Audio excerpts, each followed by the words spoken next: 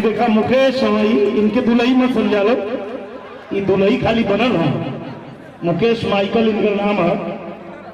और अगर बीमार होखले को दुल्ही के ही हाल बा तो ठीक रही तो क्या हाल हुई। बाबा रामदेव को कप्सूल खा के आई हो। और इनकर बीमारी देख के वो दुल्ही भाग गलत है। तो जब बाप रे बाप कौन बीमारी, ये बीमार है कि बहुत पहले है। तब कहलस दुल्हिया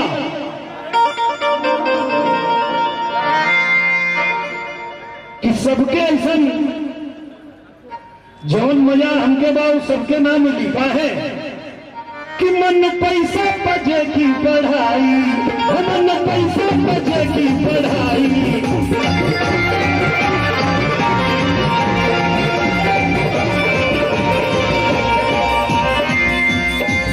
नहीं मोजा कलम का मुकाई, नहीं मोजा कलम का मुकाई, नहीं मोजा कलम का मुकाई। जे अपने दुल्हा के बम्बई कमाए भेज देंगे यह कहलस, ए भैया रुक जा, दुल्हिया यह कहलस कि सबके थोड़ा ही आनंद मिली। बियाह होता जे अपने दुल्हा के कही कि जा बम्बई जाके कमैबा ना तो घर कैसे चली, तो खूब मजा तो मिली ना। तो कहलस कि मन पैसा बजे की बढ़ाई, मन पैसा बजे की बढ़ाई।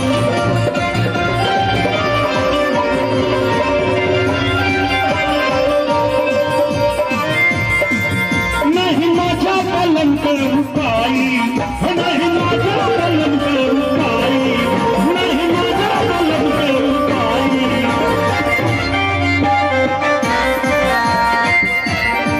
कहलस चर्चवर सिंगार भले ही घटल रहे, चर्चवर सिंगार भले ही घटल रहे।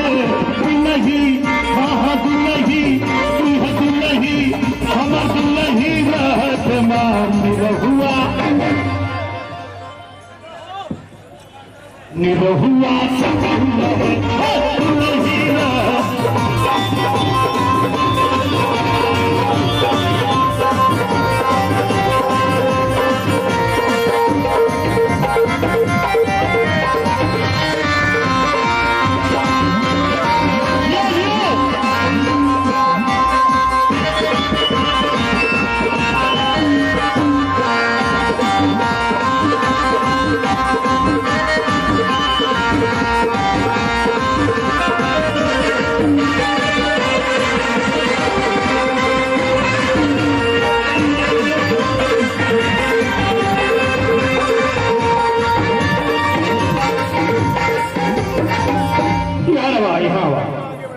इनके बारे में बता दें हम कि आई गोने पर हम खुले हरी।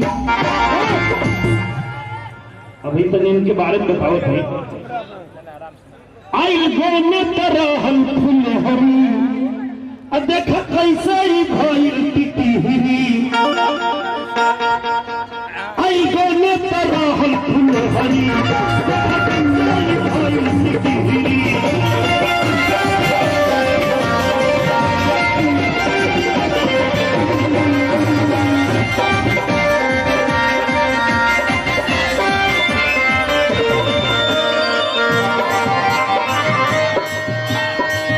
एहू के तकदीर साचो फटल रहे। बबर तोर तकदीर फटल भाई,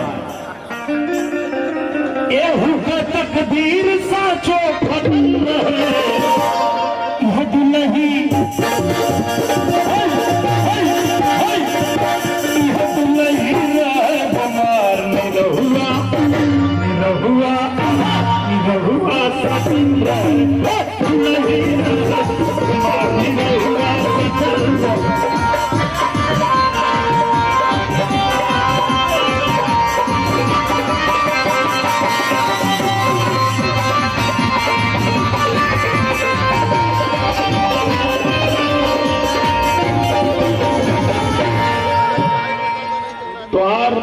बार देखने के बाद हमके लगा था कि तोके गमगुआ तेल की जरूरत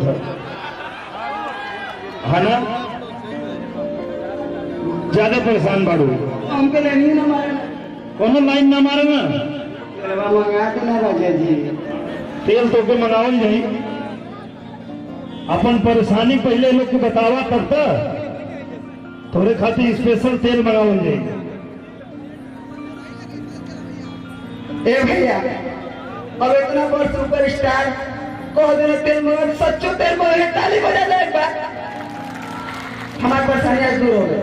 हाय परवा हमारे ना लतर फतर करेगा, बड़ा तेल लगेगा, कहीं से आराम ना मिला। सब कह रहे तो फुहरी है, और अंदर से तो देखा क्या है राजा मार कभी साथ ब्रेक। एक मिनट का ब्रेक।